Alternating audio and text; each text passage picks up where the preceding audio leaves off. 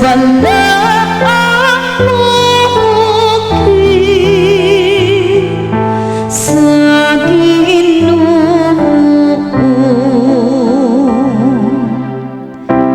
Siyang wala magdagman sa iyang isikatawo, ni magpasangin batok sa iyang silingan. Pinangagi kaniya ang sad-an gitamay,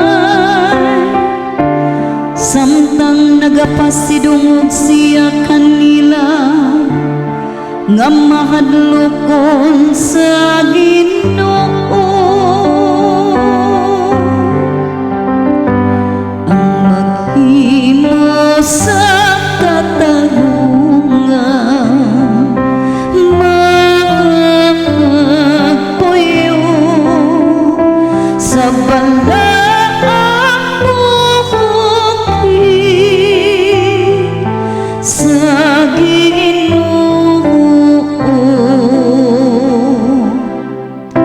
Siyang wala magpatanto og hilabihan sa iyang sapi, ug wala mudawat og suborno batok sa walay sala.